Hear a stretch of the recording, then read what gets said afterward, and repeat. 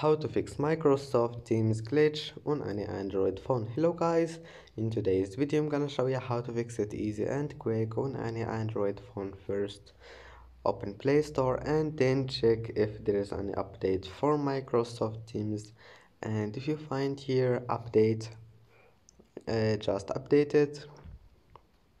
And after that go to settings and then scroll down until you find apps, and now click apps again, and here type